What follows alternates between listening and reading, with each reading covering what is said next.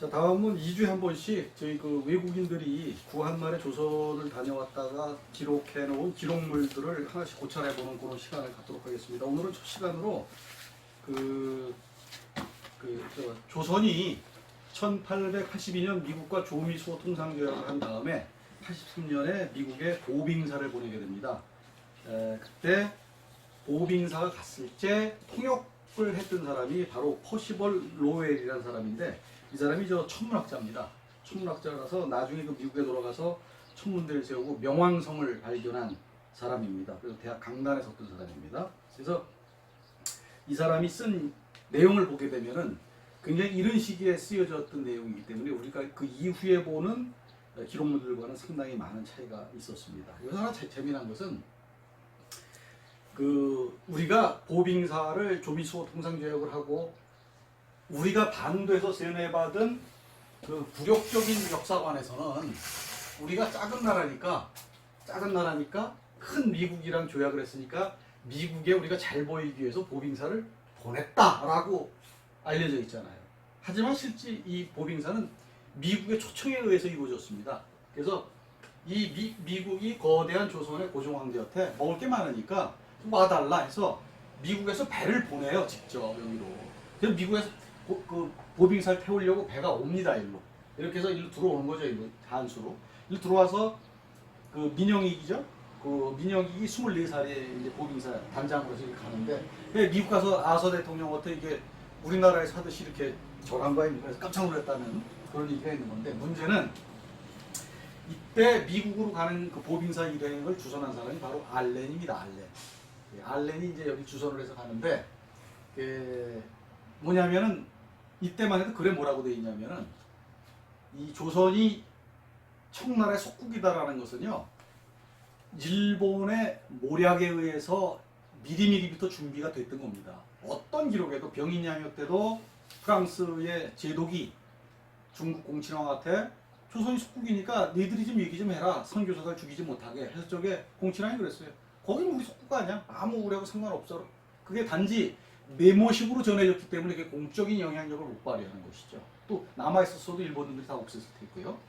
그래서 이때 뭐라 그러냐면은 알렌도 그렇게 알고 있었던 거죠. 다 일본인들이 만들어놨으니까. 근데 여기를 빠져나가는데 이 단강고에 청나라 이 군함들이 서 있더라. 저거 우리 보빙사가 중국한테 허락도 안 받고 가기 때문에 우리 공격하면 어떡하냐 해서 불안하면서 갔다 이겁니다, 여기를. 근데 출발해 가는데 갑자기 청나라에서 들어와 있던 함선에서 뻥 하고 포를 쏘더라.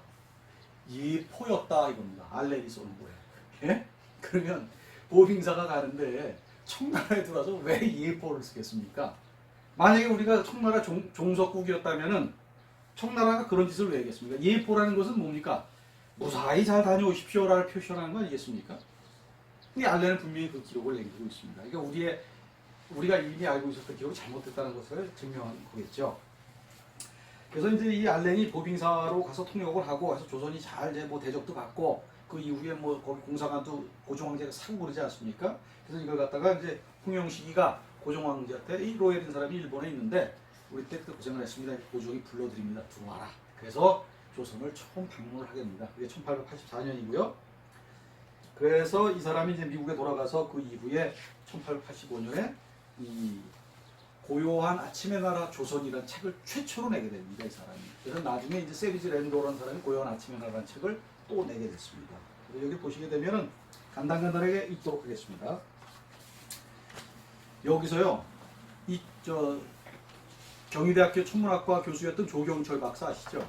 그 양반이 이 책을 번역을 했는데 여기에 우리가 이럴 것이다라고 생각했던 그 내용이 나와 있습니다. 6페이지 2번을 보시게 되면 1982년 8월에 그리스의 국제천문연합총회를 갔었습니다, 조경철 박사가. 그런데 거기서 로웰이 쓴 일본 기행 사진첩에 고종황제의 어진이 들어있어서 깜짝 놀랐다. 그런데 일본 기행에 관한 다른 책은 벌써 일본인들의 주목을 받아 일본인 몇 사람이 조사차 그곳을 다녀갔다고 했다. 즉 이 당시만 해도 어디 뭐가 나왔다는 일본 사람들이 우리나라 거기 달려 들어가 가지고 입수하고 출판사에 그렇지 않습니까? 돈 주면은 그까지 책 바꾸는 건 일도 아니잖아요. 그렇게 해서 교열을 했다는 것을 딱 알 수가 있는 겁니다. 조경철 박사 그랬을 때. 자, 그 다음번 3번에 보시게 되면 조선의 남쪽 지방 사람들은 상당히 성공한 편이었다. 그들은 땅을 잘 잡고었다. 이 남쪽 지방은 여기 양자강이 있는데 여기 말하는 겁니다. 장강. 여기가 조선의 남쪽입니다. 4번에 조선 선원들로 말하자면 우선 외양이 서양인과 일본인의 중간 모습을 하고 있다. 신무명띠를 머리에 두르고 차를 마시며 농담한다라고 나옵니다. 다른 기행문이나 책을 보게 되면요, 조선 사람은 차를 못 마신다 그랬어요. 악의적으로 편집을 한 거죠. 근데 요 퍼시발 노엘은 조선 사람들은 차를 마신다. 그래서 이 사람들은 주일적에 먹는 건 밥하고 차밖에 없다라고 써놨습니다. 그게 차문화가 당연하죠. 지금 중국 대륙이 다 차문화인데 그게 다 우리 문화였던 걸 얘기를 해주는 겁니다. 이 사람이. 그걸 자꾸 반도에서 뭐 엉뚱하게 뭐 이거 막걸리 마시는 걸 그러는 거 아니냐. 아니 막걸리 술 마시는 거 차도 구분을 못할까요? 대학 교수가. 자, 밑에 보게 되면 5번. 해마다 서울에서 과거가 열리는데 각처에서 선비들이 시험에 응하려고 길을 떠난다. 어떤 이는 수백 마일, 어떤 이는 수천 마일을 여행하고 왔던 거리만큼 다시 되돌아간다. 그죠? 여기 한양에서 여기 저 의주까지가 물경 2,500km가 나옵니다. 예? 그러면 마일수로 하면 1,500km, 1,800km에 육박, 1,800마일에 육박하는 거 아닙니까? 마일수로만 해도. 그걸 얘기를 하는 겁니다. 여기에다가 정확하게. 근데 이 반도에서 저 해봤자 1,000마일도 안 되는 땅덩어리를 얘기한 건 아니잖아요. 자, 6번에 보게 되면은 그 파란 술 보세요. 조선인들은 일본인들과 달리 많은 양의 육류를 소비한다. 이때 보게 되면 조선은 지질이 가난하고 못 살아서 고기도 못 먹고 소고기 신쌀밥 먹는 게 아주 뭐 북한놈들처럼 그런다 그러는데, 이미 이때 이 대륙의 엄청난 땅에서 소고기, 돼지고기, 어마어마한 육류를 소비했다고 로엘이 딱 써놓은 거예요. 거기다. 그 밑에 썼잖아요. 인력거들이 멈출 때 먹는 것은 밥과 차가 전부이다. 차를 아주 많이 마셨다고 딱 나와 있지 않습니까? 자, 7번을 보세요. 여기 이제 한양을 들어오는 얘기 써놓은 겁니다. 일행이 한 모퉁이를 돌았지 거기 거대한 성벽으로 둘러싸인 조선의 도시가 거짓말처럼 눈앞에 펼쳐졌다. 나는 그처럼 아름답고 색다른 풍경을 전에도 본 적이 있었다. 그러나 그 순간에 본 것처럼 그렇게 완벽하게 내 어릴 적 꿈을 생리시켜주는 장면은 어디서도 보지 못했다. 그것은 마치 마술사가 빚어놓은 것처럼 내 앞에 우뚝 솟아있었다. 그것은 숭례문이었다. 남대문이죠. 선조실록에 뭐라고 나왔습니까? 선조 임금이 저기 누구죠? 유성룡이나 기타 영의정들을 모아놓고 명나라의 정양문과 남대문 크기가 얼마만 하오 하니까 신하들이 뭐라 했습니까? 거의 비슷합니다. 그러니까 선조가 아니 작은 나라의 문이 어찌 그리 크단 말이오 이렇게 얘기를 했다고 지난번 강의에서 했지 않습니까? 그럼 정양문의 높이가 43m입니다. 우리나라 남대문 높이는 27m입니다. 여기서 선조가 작은 나라의 문이 어찌 그리 크다 말이오, 이걸 고전 번역을 해서 작은 나라가 조선이라고 되어 있지만 실제는 이쪽 명나라가 작았기 때문에 얘기를 한 겁니다. 이게 그걸 정확히 알아야죠. 그래서 여기 숭례문이 그렇게 아름다운 문이었다는 것을 써놓은 겁니다. 8번 보세요. 파란 거. 길에는 사람들의 왕래가 끊이지 않으며 어떤 길은 아예 사람들로 들끓는다. 아니 반도에 이 당시면은 500만 600만 밖에 없었다면서 무슨 사람이 이렇게 많다고 그러나요? 이 외국인들이요 조선 궁성 앞에를 뭐라고 표현을 했냐면은 하루 온종일 사람들이 들락날락 하는데 한마디로 대단했다라고 표현을 해요. 조선 경복궁 앞을 100만 평이 되는 어마어마한 궁과 그 옆에 있는 창덕궁이 약 한 130만 평이 이르는 어마어마한 그 크기의 궁전을 조선의 수백만에 살았던 조선 한양에 얼마나 많았겠습니까? 그 다음에 그 9번에 나온 거는요, 극동에서는 사실 수천 년 된 고대 중국인들이 수학에 관한 정의가 지금까지 전해져 오고 있다. 그리고 밑에 썼는데 김낙집이라는 수학자가 이 퍼시발 로엘을 찾아오는 거예요. 천문학자니까 수학을 잘할 거 아닙니까? 그래서 천문학과 수학에 대한 답을 하는데 이 퍼시발 로엘이 보니까 조선 사람들은 이미 3.14에 대한 원주율뿐만 아니라 그 다음에 공, 구의 부피까지도 다 계산을 하고 있었더라. 근데 그걸 어떻게 계산하는지는 알려주질 않았다. 그 얘기를 여기 써놓은 겁니다. 그래서 이미 조선의 수학이라는 것이 그 당시에 서양 수학과 만만치 않았다. 이걸 써놓은 겁니다. 이게 대단한 거죠. 그 다음에 이제 조선 조경의 한 가지 특색은 그 밑에 쪽입니다. 바위 가꾸기다라고 나와 있습니다. 이걸 왜 제가 이걸 해놨냐면요. 잘 정돈된 정원보다 3에서 5피트 높이의 바위들이 각가진 흥미로운 자태로 서 있다라고 써 있지 않습니까? 자, 이 부분을 갖다 이 그림을 한번 보시겠습니다. 이 그림을 보시게 되면 이건 허련의 괴석도입니다. 허련의 괴석도. 그러면 이 괴석을 보시게 되면 어마어마하죠? 자, 또 다음 걸 한번 보시겠습니다.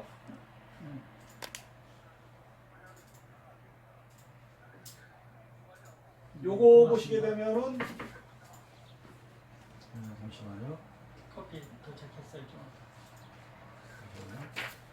요거는 정학교라는 사람의 괴석도입니다. 괴석도. 그 다음에 이것도 정학교의 괴석 병풍입니다. 이거 보시게 되면은 괴석이 어마어마하게 멋있죠?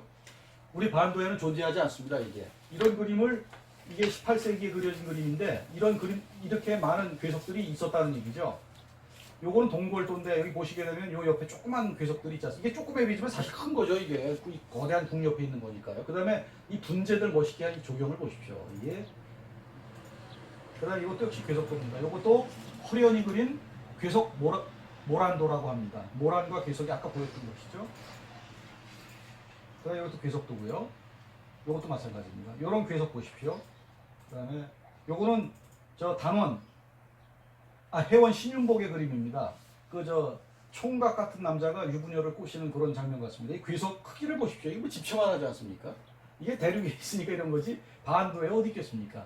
요것도 정학교의 그림입니다. 모든 정학교 송수성무라는 그림이고요.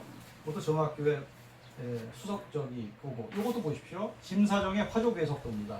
보시게 되면 괴석이 굉장히 크죠. 그다음에 이게 다음입니다. 그래서 이 로엘이 갔을 적에 조선 그 집에 있는 조경의 이 바위들이 지금 보신 그림과 같이 굉장히 멋지고 거대한 괴석들이 있었다는 겁니다. 그렇지만 지금 현재 이 반도에 존재하지도 않죠. 저런 것들이. 그거를 말한 거다라고 볼 수 있습니다. 또 하나는 일본 놈들이 얼마나 악의적이었냐면 이 조선은 여기 이 반도에 있는 조선은 못나서 나무 다리만 만들고 돌로 된 다리가 하나도 없다라고 어느 미국인 기록문에 써 있어요. 새빨간 거짓말이죠.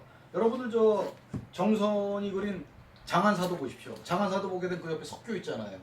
석교. 그다음에 청명상하도에 그 나오는 석교 보시면 뭐 중국 거라고 지들이 우기니까 청나라 거라고 할 수밖에 없지만은 여기 보게 되면은 장안에는 11번 몇 개의 개천이 마른 바닥을 드러내고 있다. 그래서 그 뒷페이지에 보시게 되면 석교가 놓여 있는데 이것들은 조선에서 최상의 다리에 속한다라고 되어 있습니다. 석교가 조선에서 다 있었어요 이게. 근데 악의적으로 일본인들이 해놓은 거죠.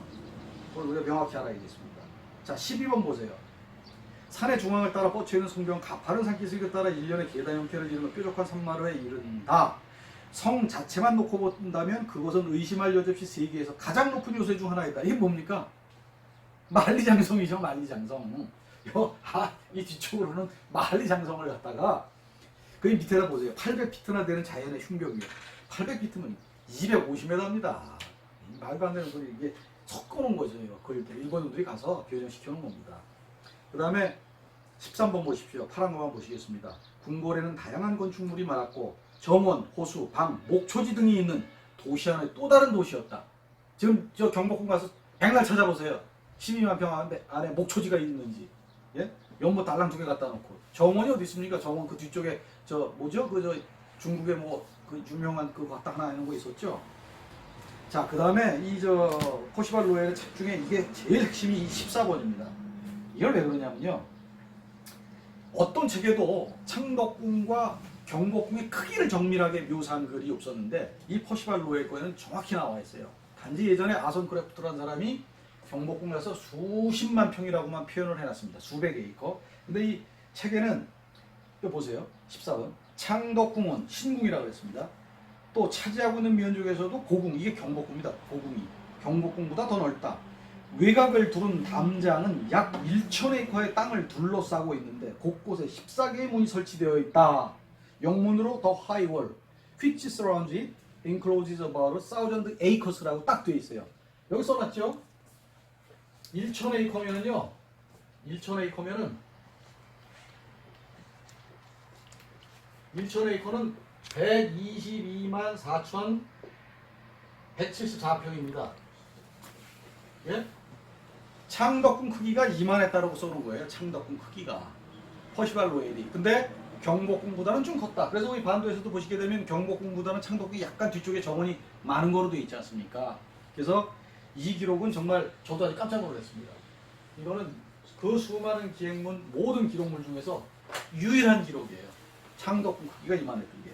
그래서 이 안에도 여러 가지 굉장한 마당과 정원들로 이루어져 있고, 또 하나는 왕비의 초소가 있는데 명성황후의 시녀들이 수백 명이다. 왕비의 시녀가 수백 명이면 한 500에서 600이라는 말이 아닙니까? 600명? 그럼 왕비 시녀만 5, 600명이니까 이 임금의 내시는 한 2, 3천 명 되지 않았겠습니까? 지난번에 제가 그 우리 대표 카페에 올렸지만은 저기 뭐죠? 정조대왕 때 그 편찬된 글에는 내시의 숫자가 그 안에서 거주하는 내시하고 밖에서 왔다 갔다 하는 내시하고 해가지고 토탈 300명이 안 넘은 걸로 나왔어요. 근데 아손크래프트가 조선의 효명순황후 저 장례식에 따라간 내시만 해도 500명이 넘었다고 그러지 않습니까? 그럼 안에 국내에 대기하고 있는 내시 몇 명이겠습니까? 그냥 토탈 2, 3천 명이 됐다는 소리죠. 이것도 유일한 기록입니다.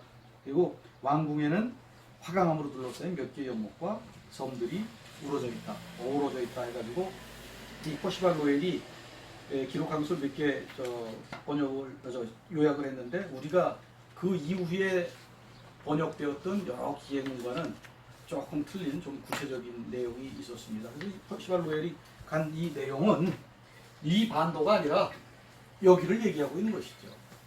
그래서 다음번에도 이 기록물 중에서 좀 도움이 될 만한 것들을 찾아가지고 약 50권 정도가 되니까 좀 1년 정도 걸릴 것 같습니다. 시간상으로 그렇게 하도록 하겠습니다. 예, 마치겠습니다. 고생들 하셨습니다. 아이고, 배고프신데.